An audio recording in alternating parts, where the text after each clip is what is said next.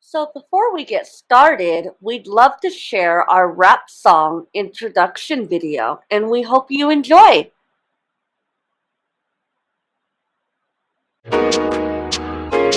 Yeah, okay, organic base, this is what you need. Take you to the future, live a life that can be disease free. All these toxins are taxing on our bodies, no doubt. All these GMOs and these processed foods we can live without. Yeah, wanna see you live a long time. Contaminants in our water and our food supply. From the meat to the dairy and the fish, what a shame. Not realizing that my insides were inflamed. Hold up, I know it's hard to digest, that's right. I found an organic plant-based website. I even got the app, yo, this is where it's at. Promoting a healthy life, it's time to put it on the map. Assuaged, trust you don't wanna miss. It's time for you to be your best, be your healthiest. Assuaged, trust you don't wanna miss. It's time for you to be your best, be your healthiest. Hey, Assuaged, let's go.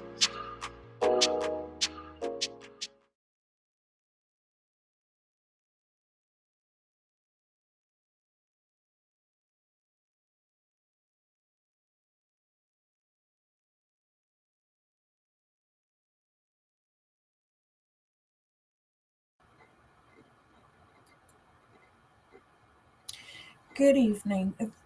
This PowerPoint is on the promotion of activity and nutrition to prevent chronic diseases, the effects of the human body when we don't get enough exercise or nutrition. Our student speakers this evening will be Kaylnn Pitts, Crystal Rylowicz, Raven Moore, Maria Reyes, and Gabriel Saiki. Our slide contributors include Kaylnn Pitts, Crystal Rylowicz, Raven Moore, Svitlana Mathany, Maria Reyes, and Jayashree Salian.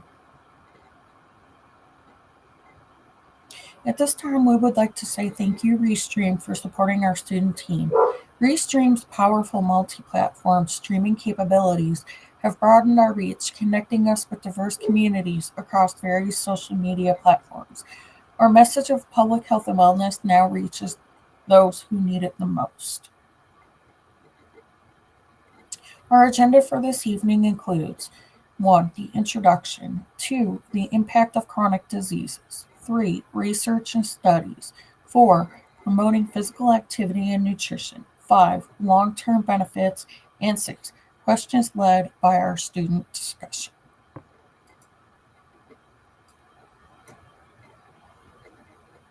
Introduction. The importance of physical activity and nutrition in the prevention of chronic diseases.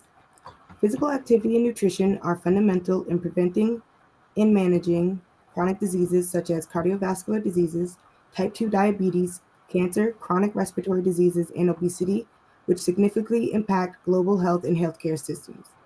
Regular exercise improves cardiovascular health, metabolic function, and musculoskeletal strength, while a balanced diet rich in fruits, vegetables, whole grains, and lean proteins provides essential nutrients, supporting the immune system and reducing inflammation. Together, these lifestyle choices are key in reducing the risk and aiding the management of chronic diseases, underscoring the need for their promotion at both individual and community levels for better public health outcomes. Impact of chronic diseases. Chronic diseases have a significant and widespread impact on individuals, communities, and healthcare systems. Here are some key impacts of chronic diseases. Reduced quality of life. Chronic diseases often lead to persistent symptoms, pain, and limitations in daily activities, contributing to a diminished quality of life for affected individuals. Disability. As chronic diseases progress, they can result in physical or cognitive impairments, limiting an individual's ability to perform certain tasks independently. Research and studies. Regular physical activity is one of the most important things you can do for your health. Everyone can experience the health benefits of physical activity regardless of age, abilities, ethnicity, shape, or size. Do not matter. Some benefits of physical activity include weight management, reduced risk of developing disease, strength in bones and muscles, and managing chronic health conditions. Promoting physical activity and nutrition. Physical activity for life. Community based exercise programs include initiatives designed to promote physical activity within local communities. These programs typically involve organized activities, classes, or events that encourage community members to engage in regular physical exercise. Nutrition based programs include check, checking out media platforms to disseminate nutritional information through articles, videos, and social media campaigns.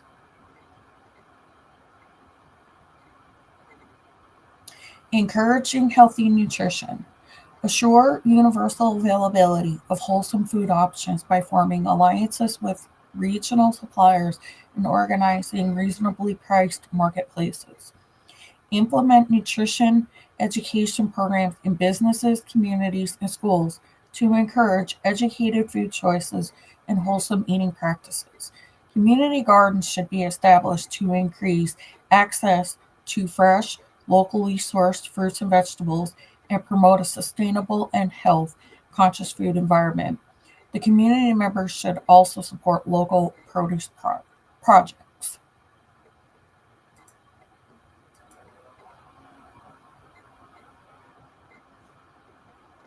Partnership and collaboration.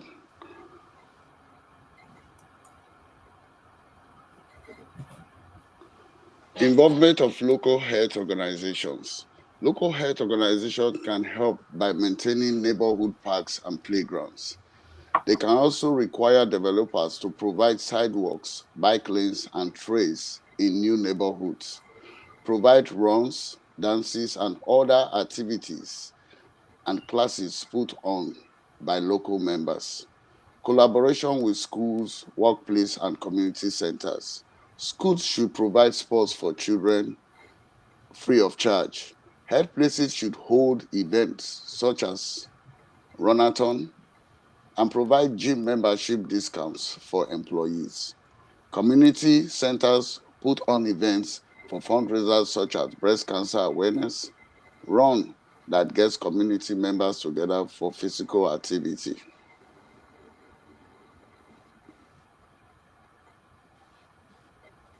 Targeting vulnerable populations. Create specialized programs for youngsters, older adults, and expectant mothers that address their particular health requirements at different phases of life. These programs should be specifically designed to target vulnerable populations.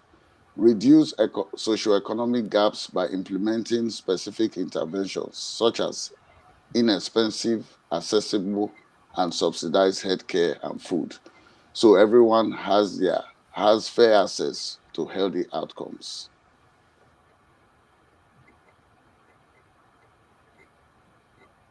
Monitoring and evaluation.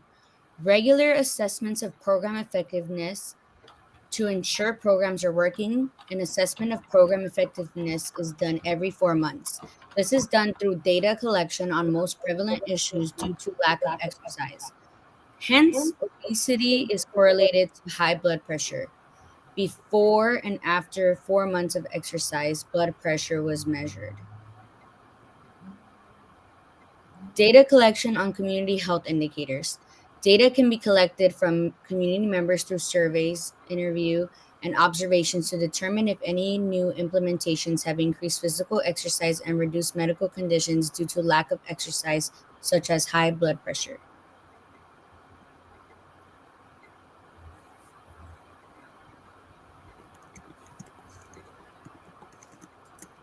Overview of physical exercise on human body. Regular physical activity is proven to help prevent and manage non communicable diseases and can also help prevent hypertension, maintain healthy body weight, and improve mental health, quality of life, and well being. How regular physical exercise can influence the body. Cardiovascular system, heart health and blood pressure. respiratory system, lung capacity or breathing efficiency, muscular system, muscle strength and flexibility, skeletal system, bone density and joint health. Joint health. Long-term commitment to health promotion. The U.S. Department of Health and Human Services Healthy People Program initiative helps individuals, organizations, and communities committed to improving health and well-being address public health priorities. This initiative launches every decade and is designed to guide national health promotion and disease prevention efforts to improve the health of the nation. Strategies to create lasting engagement in health promotion include education and awareness, continuous education and community outreach, behavioral change programs, targeted interventions and long-term plans, community involvement, partnerships, and an inclusive approach. Woof! Stop. Asshole.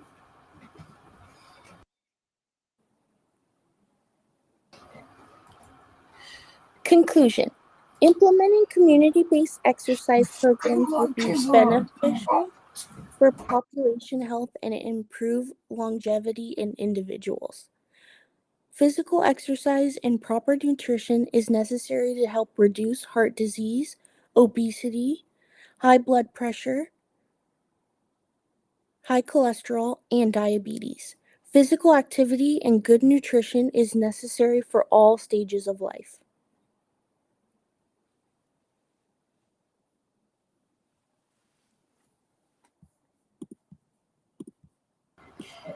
It is now time for our student discussion. Please turn your cameras on, students.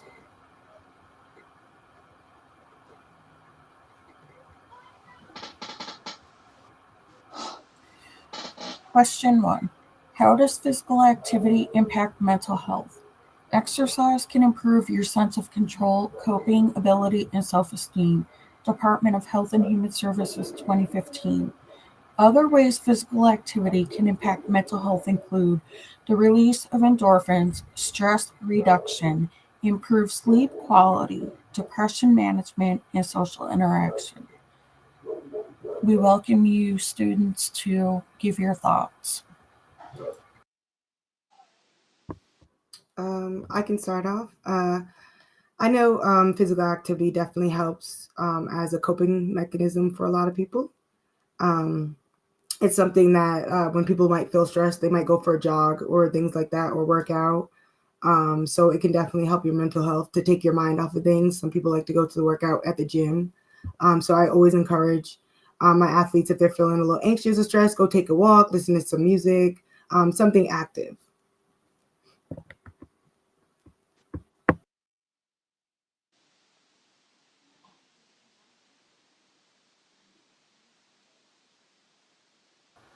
Are there any other thoughts for the first question?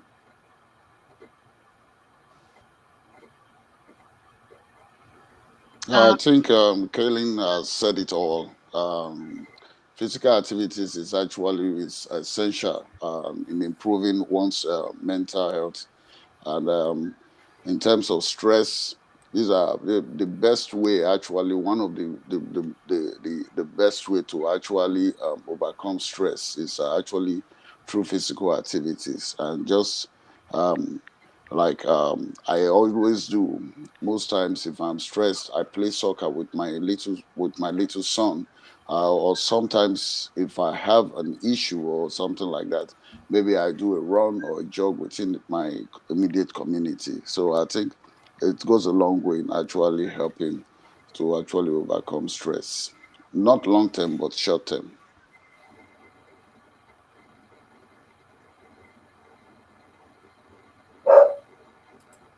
Okay, question number 2.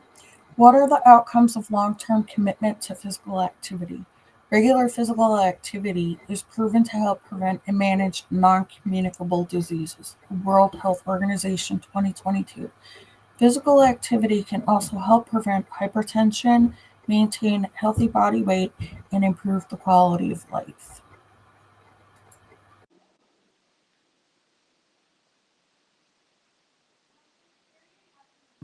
I I work can out a lot add on to because. that. Oh, go ahead, Kaylnn. Oh, sorry, it's lagging a little bit. So, but I was just gonna say that I do my best to work out as much as I can. High blood pressure kind of runs in my family, so I try to encourage my grandma and things to get up and move around, just to get that good oxygen through her veins, and also to combat all those other things that when you get out of bed you don't feel like all your bones are about to break or things like that. You can wake up feeling healthy.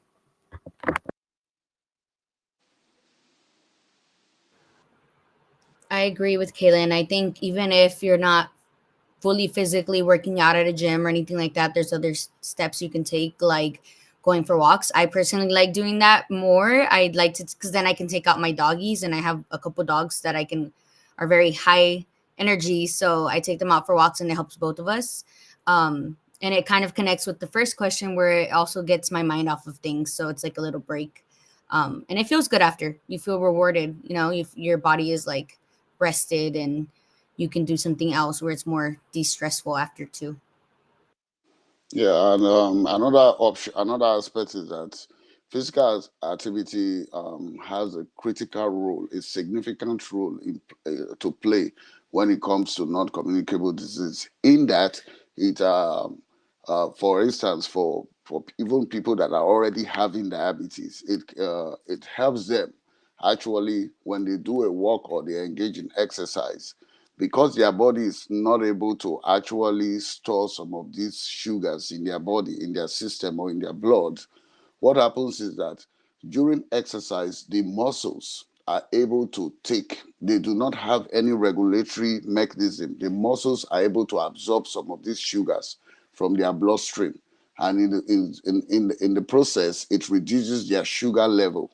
So most times they advise even patients with diabetes, to engage in physical activities, because instead of relying on medication all the time regulating your sugar level, by doing exercise, you are indirectly allowing your muscle actually doing the job for you, because the muscle is actually needs that sugar at that moment. So during exercise, a lot of ATP is being formed, and it is through the sugars that are actually being absorbed by the muscles. So it's a way of actually helping most patients with non-communicable diseases.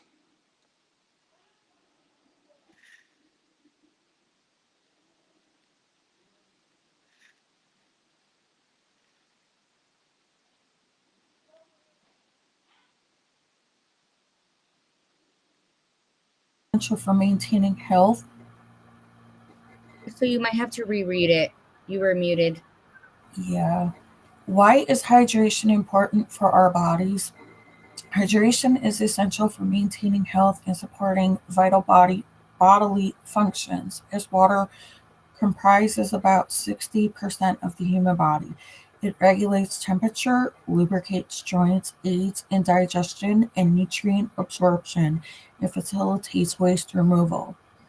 Adequate hydration is necessary for cognitive and physical performance as well as skin health, while dehydration can cause serious health issues, including kidney stones and electrolyte imbalances.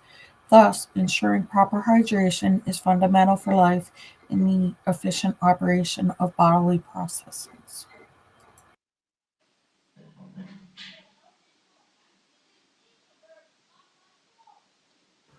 I I can add on to that one. I agree that hydration is important. I think also something to consider is that if you're dehydrated, your body feels it, so you'll react to that, and that also increases your energy levels and things like that, which would then in turn result in not having the energy to do other things such as exercising and things like that. So it's important to do both.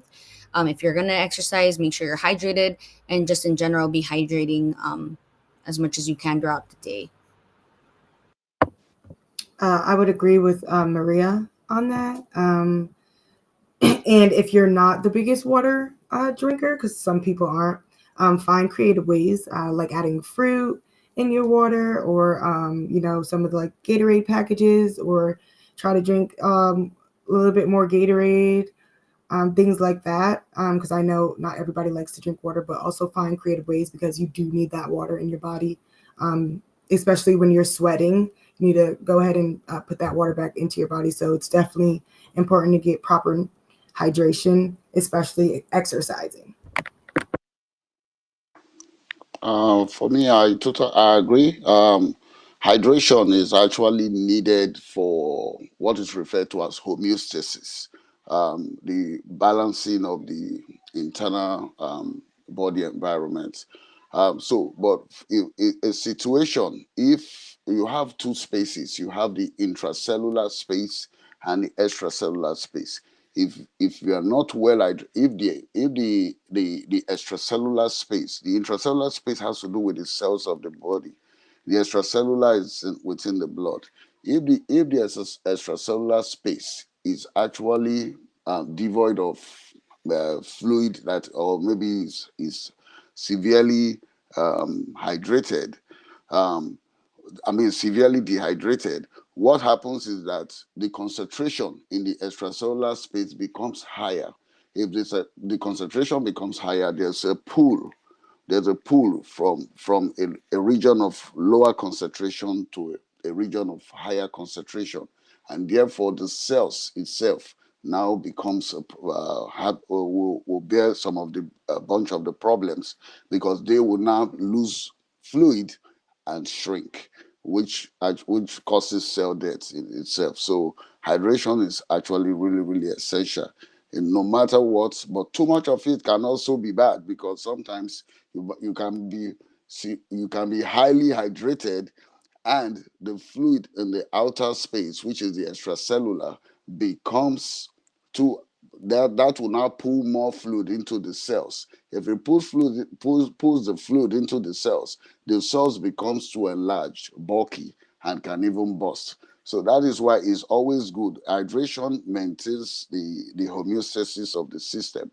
but then too much of it can be bad. But it's always good to at least get dehydrated, because get hydrated, because dehydration actually is worse than hydration. I agree with you guys. I feel like hydration is very important. And without hydration, you can't get a good workout in, and then your physical activity is lacking, and that's not great either.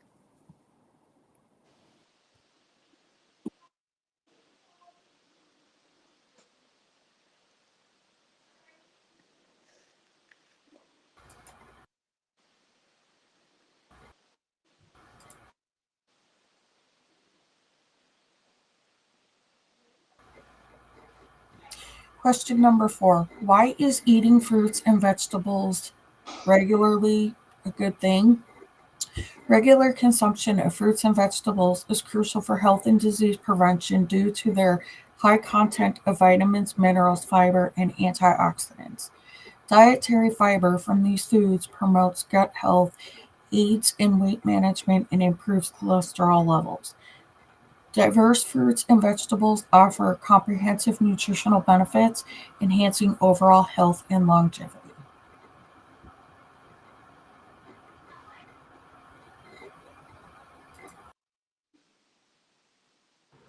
I was gonna add that I don't know if anyone has seen it, but there's like this trend going on TikTok for like people that are dehydrated, where they make a bowl, which they're calling like, I guess, some like salad or something of that sort, but it's a bowl full of like water, fruits, all kinds of fruits, a mixer of fruits, some type of yogurt drinks and stuff like that, where they're consuming it all at once. And that's why they say salad, because they're mixing it all together in order to get hydrated again. And I think that's, an interesting way of society bringing up hydration, and it's working, because a lot of people are doing the trend and they're like, oh, I'm hydrated, let me do this, and they're like showing all the things they're putting in that salad, which I think is funny, because it's a lot of fruits that are high in water, that help us with the consumption of it. Yeah, I personally love fruit, and I don't eat too much vegetables as I should, but I do know that a lot of people don't really realize how much vitamins and nutrients you can get from just fruits and vegetables, and fresh fruits and vegetables at that. So not just the canned super syrupy stuff. You want to get the fresh fruit, fresh vegetables, because that's really going to be what's most healthiest for your body.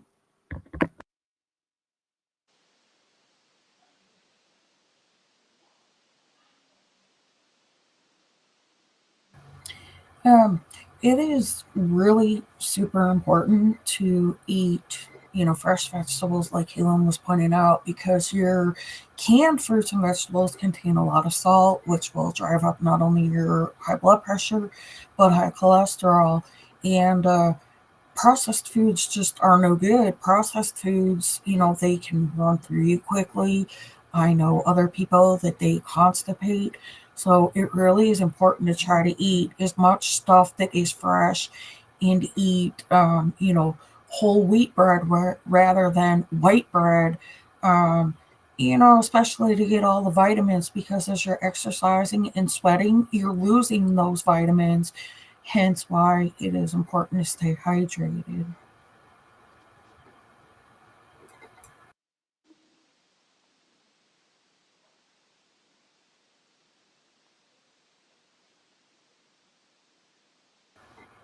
At this time, we would like to thank you from Assuaged Foundation for joining our student team regarding the promotion of physical activity and nutrition to prevent chronic diseases.